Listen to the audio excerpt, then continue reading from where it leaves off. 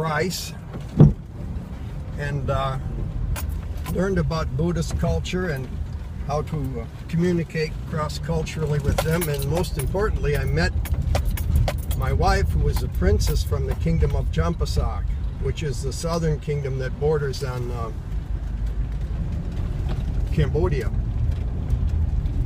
So we got married in 1970, and then in 1971, after we'd been there together as husband and wife for a year, she'd been forced into a marriage with Laotian army colonel who was 43 years old from the northern kingdom when she was 17. And her uncle did it because he killed her father, and he was the police general of the country to get control of the drug business. And he was the main drug lord of Laos, the whole Golden Triangle. They developed that opium trade from the 1940s through the 1960s. He was extremely wealthy. My wife said she remembered them carrying suitcases full of $100 bills through the house when she was a young girl in the 1950s. So he'd killed her father before she was born. She never met her father, but he was embarrassed, you know, to have her around, so he stuck her in a Catholic boarding school, a convent. So my wife was raised by Catholic nuns most of her life. In fact, all of her life, really, except when she finished the lycée, which is like second year of college.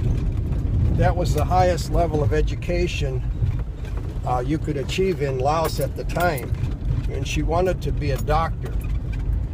Well, they had no medical school, so they offered a scholarship, one to Australia and one to Soviet Union.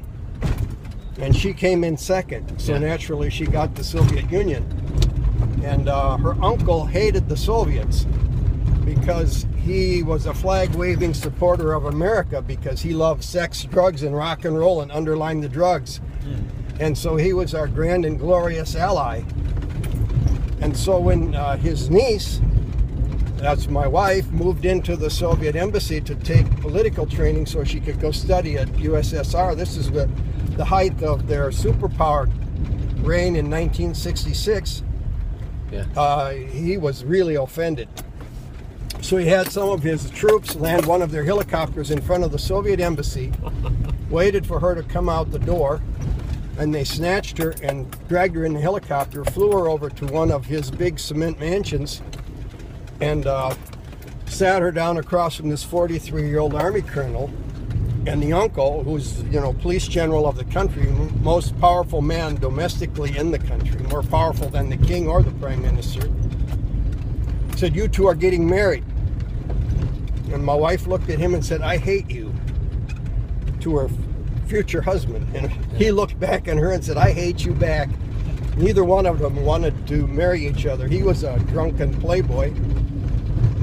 And so they decided to clip their wings so she couldn't go to the Soviet Union. So they knew what they had to do, produce an heir. So they were together long enough for her to get pregnant. And when she was pregnant with our oldest son, Tony, whom I adopted later, she came back from the market one day and found him in bed with her cousin. So she kicked them both out of the house, her husband and her cousin. And then after Tony was born and he was weaned, she went to the market one day and came back, and the maid was crying. And she said, "What's wrong?" She said, "Your husband was here and took the baby." Wow. So she grabbed his service pistol out of the closet, caught him going up the ramp at the airport, put the gun against his head and said, "Give him back or I'll blow your brains out." So she got Tony back, the baby. He went back up to Luang Prabang in the north central part of Laos, and 2 days later was killed in the war. So there she was, all of a sudden, an 18-year-old war widow with an infant child. Her father's side cut her off. Her uncle cut her off because he said she was a no-good communist because she'd been with the Russians. And her husband's side cut her off because she wouldn't give him the baby. So all of a sudden, the poor little rich girl had nothing and had to go to work for a living.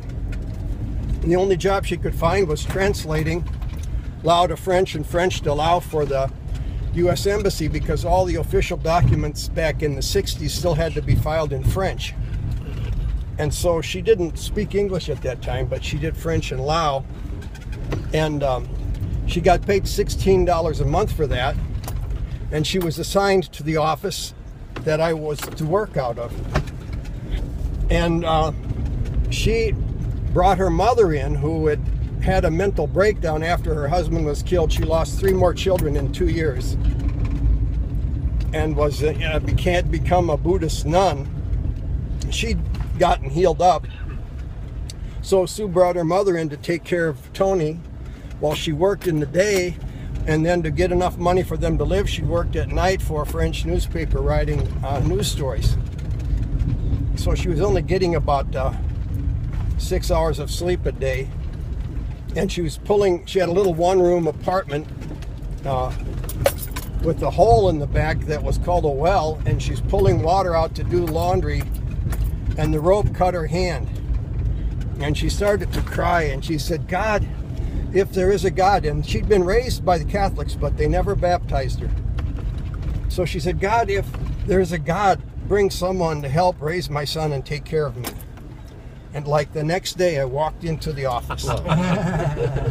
And she wouldn't talk to me for about the first year.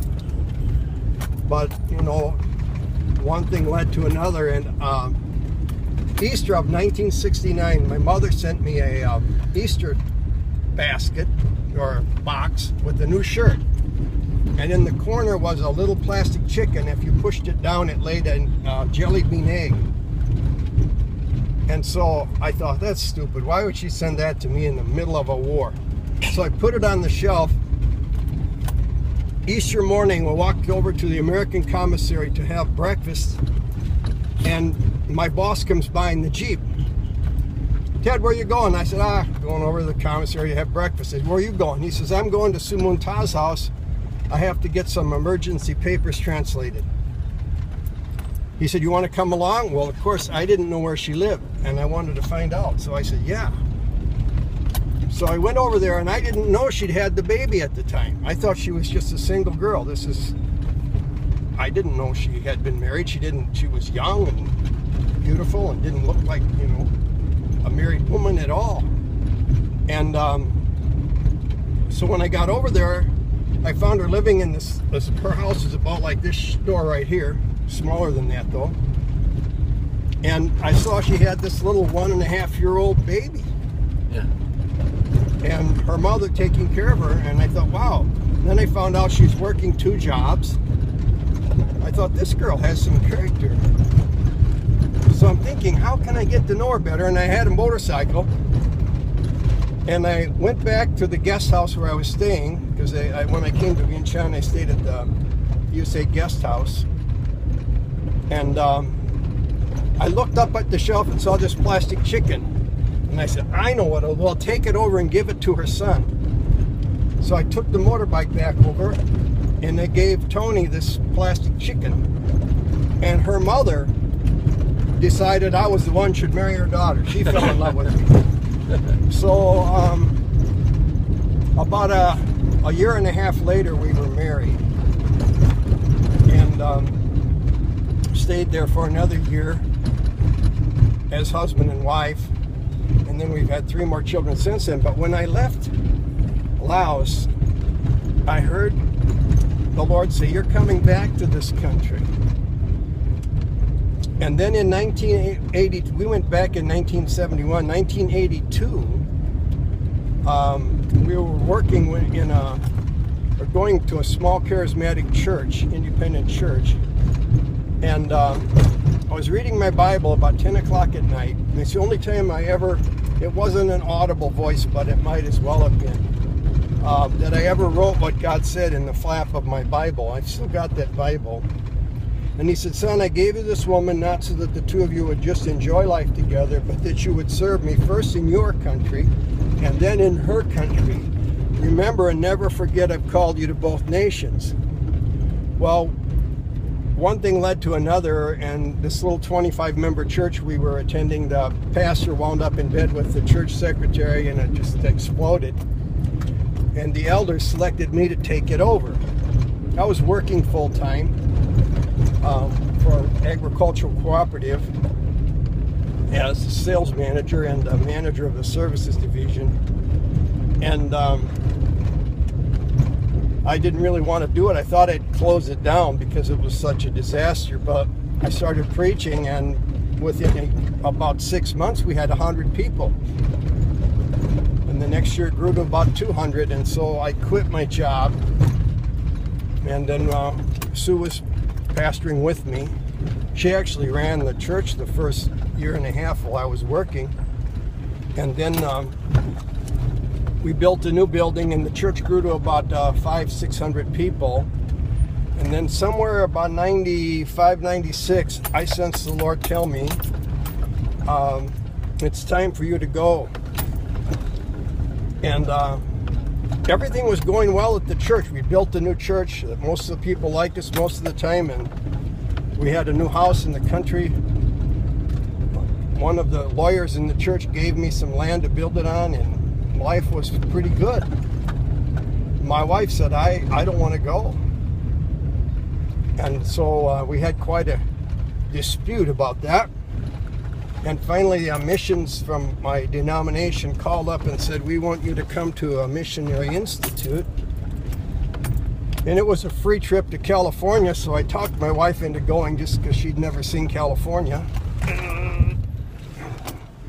And we went, and she came back more convinced than ever that she would never be a missionary.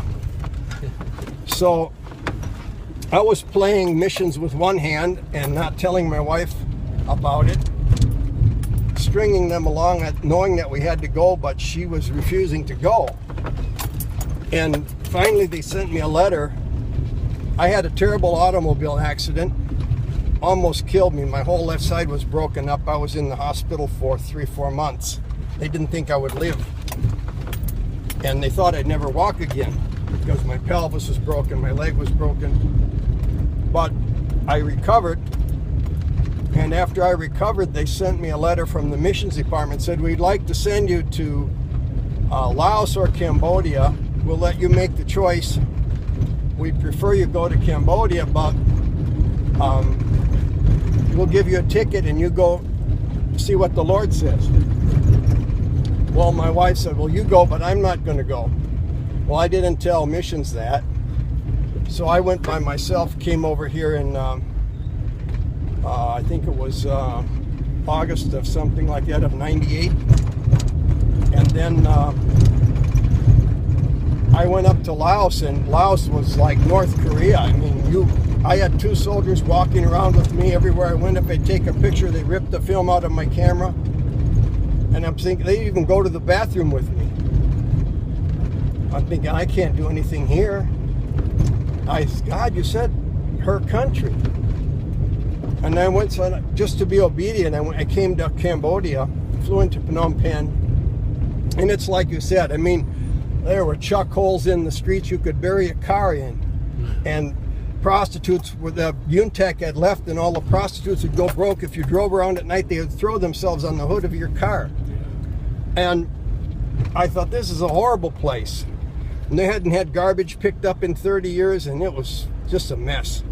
So I'm thinking, I don't want to come here. But just the last day, I was only there for 3 days, I went to the National Museum, and when you walked through the door at that time, it was right by the Royal Palace. Immediately over the entrance to the museum, they had a map of the ancient kingdom of Champa.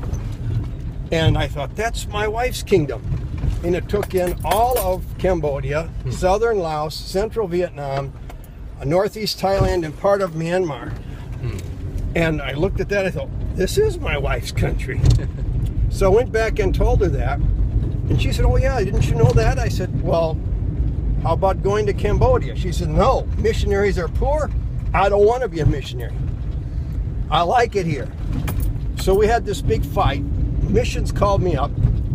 They said, we want to know, you're either going or not. Let us know.